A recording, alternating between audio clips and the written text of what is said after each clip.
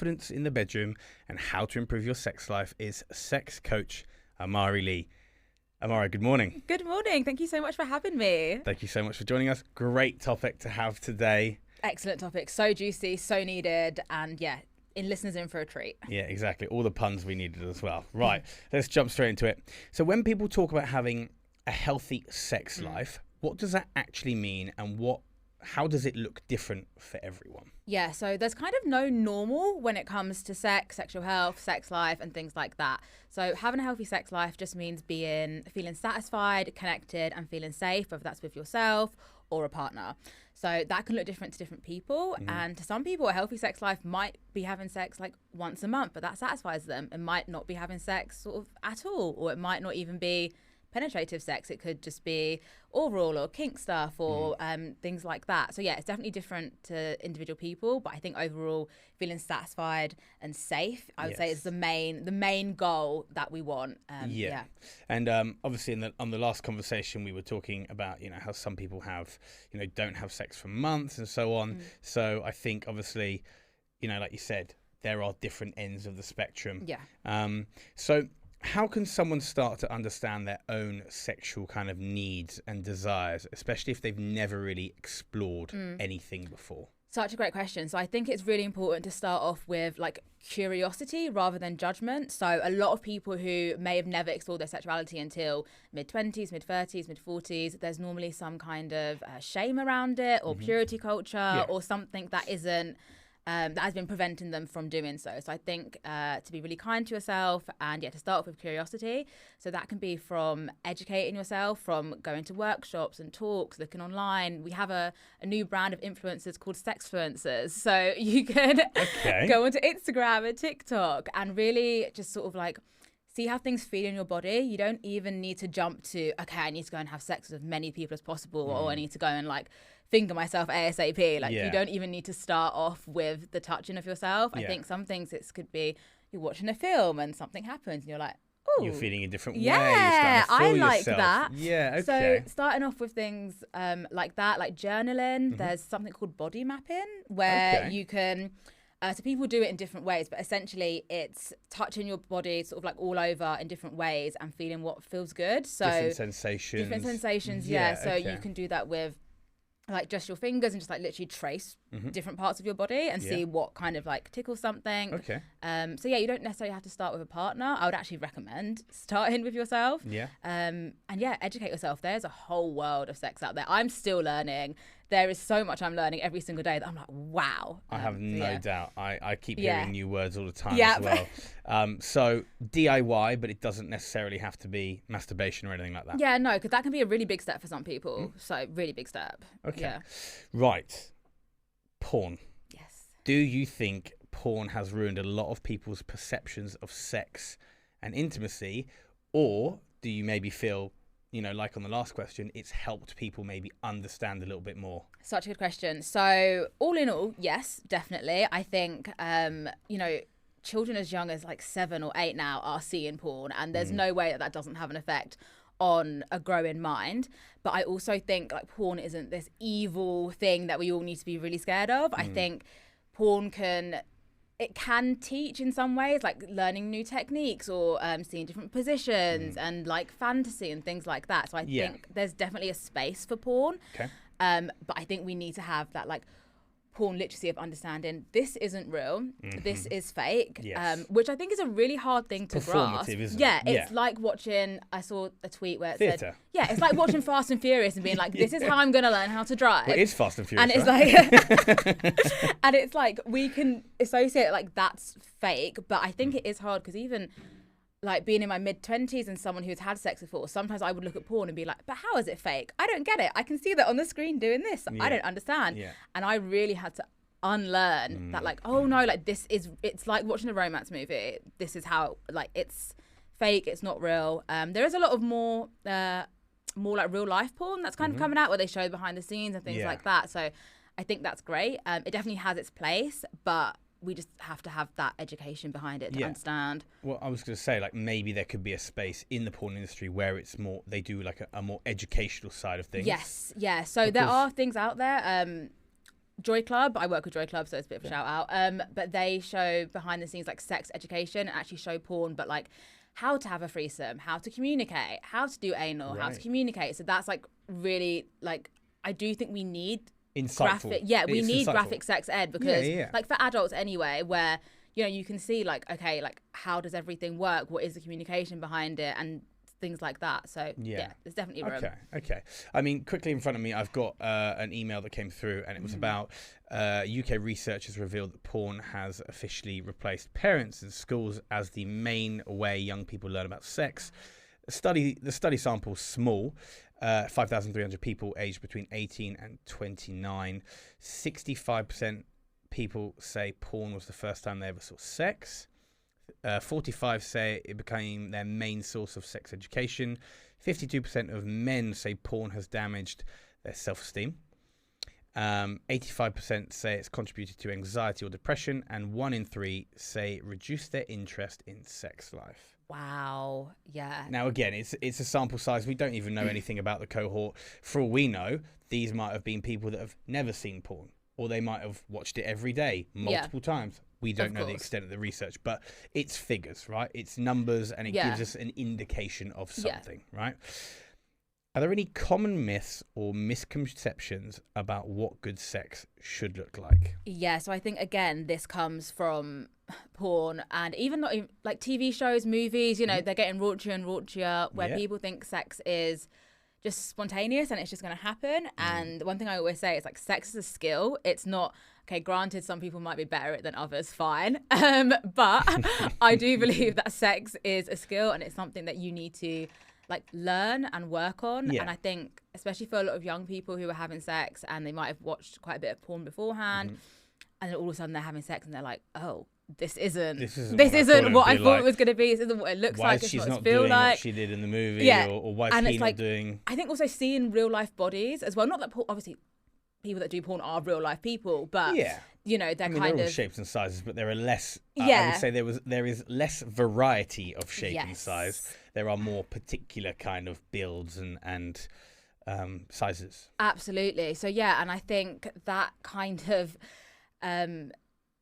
idea, people then get confused and kind of think, is this it? Is that all the sex I'm going to be having? And I'm like, it's a skill. You need to work on it. Like, you're going to be constantly working on it. There's so many new things to learn. So yeah. Well, it's like health and fitness, right? When the first time you go to the gym, exactly, are you going to be good? No, of course definitely not. And even with the information on the machine that tells you what to do, like porn or like the education that you've learned, in the back of your mind, you think you know what you're doing, but until you've done it lots or more than and you start speaking to people as well, personal trainers, all of that, and you're like, oh wait, I should do like have my arms like this or like that. Yeah, my arms, or I can do 2 ways. There's multiple ways, right? Like with sex, there's more ways to skin a cat. So, for couples who have been together for a while, what are some realistic ways to keep intimacy and excitement alive? Brilliant question. So I think this was spoken about beforehand, but like scheduling sex can be really hot. Like the anticipation is like kind of foreplay enough sometimes. I think it's really quite a horny thing to do, if that makes sense. And then my other thing would be, so I do have a bag of sex toys. Yeah, well, we're going to get onto that in a second. Or now, enter these sex toys. I think we can talk about it now. We can talk about it in a bit. Yeah, what does that say on your bag? B? Yeah, it's a cat riding. Oh. Speaking of skinning cats, yeah, it's a cat riding on a skateboard. Oh no, it might be a dog. It's a dog or a cat riding on a skateboard. It's got a funny. It's my little sex toy bag. And then also for couples, there's loads of like yes, no, and maybe sex checklists on the internet. So if you type that in, so yes, no, maybe sex checklist. And basically what it is there'll be like 100 things, 90 things, 50 things that couples or individuals can try. And it will start from like really simple things like, I don't know, like rub a feather along your body to more like extreme sensation and so on. Or do you want to be... fine. And then goes on to like more extreme stuff with like more like kink and BDSM stuff. But it's like a checklist that you can try. The biggest one I've seen was 400 different things you could try. Oh wow! So it's really like you can go from one extremity to another. So it could go from feather touching to a paddle to God knows being kicked in the nuts. Yeah, if that's what you want, do it safely. Learn how to do it safely. Yeah. But put shin pads on and everything, and you're great. Yeah, so many different things. So that's one thing as well. Okay, great. I mean, you've got the sex toys up on the desk. I will let you enter the room with the sex toys. Okay, so it's not often I leave the house. When I do leave the house, I leave with a bag of sex toys. Well, so each their own. I'm not judging you for it. So we have the classic, this is like a rabbit vibrator. The infamous rabbit. Yeah, which is kind of, I feel like, been the one that's been most popular over the years and it's got the most like screen time and things like that. So there's, rabbit ears over at the top and then it's like an insertable wand, I guess, that goes like inside of you. So these are for vaginas and the rabbit ears like clitoral stimulation. Thank you very much. No so worries. this one vibrates. You can get ones that go you're very proud of yourself. I know my stuff. You can get ones that kind of go in and out, so they do like a thrusting pumping motion. Loads of sensations. Loads of different variations of these. I got that one. Right.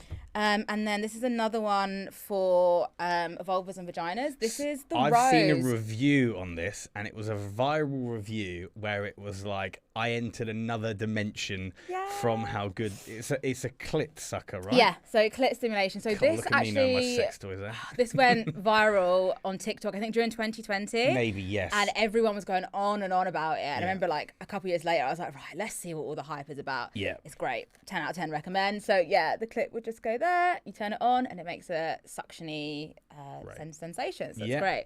And then we have sex toys for penises as well because no one talks about it. No, they don't. We don't talk about it. So we have this. Okay, so the penis would go inside this section here. Yeah. And it vibrates here. So this, if I know how to turn it on, will be up against the frenulum. And the frenulum is where, so there's like the head of the penis. Would it be the banjo string that is? That's the So non-medical term. Yeah, so where if you were circumcised, that section there is the frenulum, is the best way to describe it. And it vibrates up against it. And it's also remote controlled. I can hear that through the headphones as well. That's like ASMR, by the way. It's quite intense, I'm going to close my eyes 1 second. Oh, it stopped. But yeah, but I get what you mean. So yeah, that could be quite sensitive for a lot of people, but depending on who you are. Okay. And then I've got one more one for penis people. Okay. Ta-da! So this one, your balls would go through here, sit through there, and then the penis go through here. And then that goes in and there. then this at the top, you click it and it vibrates. These are, well, I mean, the two ladies' toys you can do solo and with a partner or a group, I'm assuming. And then I guess these two are more solo. You can use all of these things for anything, honestly. I think a lot of people think you kind of have to use toys like in a partner when that's not true. You can use it whenever you want. It's such a great way to like explore different sensations, do something different, and things like that. Please your partner via something else. Yeah. So those are everything in my goodie bag today. I've got some lube as well. Great. Which is this is water serves a purpose. Somehow. Yeah, very very important. So yeah, that's what I carried with me on the train today. Great. that is a great little selection. So thanks so much for bringing that in. So next part, we've spoken about obviously couple intimacy. What about solo intimacy or self-exploration? You mentioned feathers, you mentioned physical touch on yourself. Can self-exploration play a role in improving connection and confidence with a partner? Yeah, absolutely. So if you know what you want, then that takes pressure off your partner. Like one thing I always say, your pleasure is like, it's yours, and that's something, if you can take the pressure off your partner and then they're giving you the pleasure that they know that you want and you're happy, then that's going to not only help your confidence but their confidence as well, because I think, again, sex is a skill and you need to communicate and everyone's different. So I think if they're just kind of fumbling around, doing what they think is good, and then it's not actually, but you're just like, okay, this is fine, I'm not going to say anything. Well, you're the director, right? You're in the director's chair. Great analogy, the most important thing is if you guide, point, and vocalize, then you can still go wrong. Yeah, of course, but that's the fun. Like, that's kind of the fun in it. You're it's like more play. Guided, right? Yeah, exactly. And I think that goes across like all genders as well. I know, like, you're not expected to know everything. There's still so much learning, and like each person is different as well. Like what might be great for someone else, other person's like, what are you doing? Yeah. Like, why are you doing that? Who told you to do that? Stay away from my ass. Yeah. So, exactly. People get obsessed. I went on national TV and said I liked being rimmed, and I was okay with it. Amazing. Good. I'm As a you should be. confident bloke. It's fine. As you should be. And also, again, butt stuff. It's so like taboo in every sense, and it's like, do you know how many people like butt stuff? It's actually more people than you realise. Yeah, but again, I definitely. think it's because a lot of people aren't that confident, so they're quite shy in the bedroom, or when they get comfortable with someone, or maybe when they get confident. You know, it's probably been a conversation with women and partners before I've even got into the bedroom with them sometimes, because it's a topic of conversation. Talking about sex before you have sex, I don't care. I think it needs to be done. Also, like, it's such good foreplay to be like, okay, so what are you into? What do you like? What don't you like? Yeah, and it's like that pressure just like almost builds up. Like that in itself is foreplay. And I think like, I totally agree. I think everyone should be doing that. Even if it's like a 5-minute conversation of like, okay, don't do this, do this. I love that. Yeah. I think it would just make so much difference. And I think people need to be open to feedback as well. I think a lot of people get like insecure and they're like, oh, how am I not doing this right? Or embarrassed. Well, I've been on dates before, you know, might not be a first date conversation, might be a second or a third, or depending on how you're flowing with the individual. But I've had people that have been like, I don't, you know, or even before I've met them, being like, I'm not comfortable talking about this. That's fine. You're not going to like me. I'm like smutty William Shakespeare. Absolutely. Rolls off the tongue. It is in every innuendo possible. I am very, very vocal about things. And if you don't want to talk about it, I'm not, you know, dismissing this, but this isn't going to work. It's not going to work. Because you Absolutely. don't like that side of me, and that's a big part of me. Like I said, smutty William Shakespeare. Absolutely. No, I completely agree. Communication is, like, I know people say it all the time, but communication really is the number one thing. Number one. Yeah, 100%. without a doubt. Right, we are going to be short on time, so I've got a couple more questions for you. How important is lube when it comes to sex with yourself, your partner, or toys? So I would say very important. I know some people, I have friends who are like, I hate lube, I never use it, I'm wet enough. I'm like, great, good for you, can't relate. Yeah. So, and I think, you know, there's so many, I think at school I learned about lube, and it was when you go through menopause, your vagina's going to shrivel up and you're going to need lube. Yeah. And that was kind of the extent to it. Whereas now, like, lube just makes things so much easier, and there's so many people out there who need it, and it's not an indication of how turned on you are, how not turned off you are. Like, there's so many different reasons. I've got PCOS, which one of the symptoms is having a dry vagina. Yay. So it's it's, you know, I think it's really important. I think everyone should try it. It just helps elongate the process. Well, there you go. Yeah. Great advice.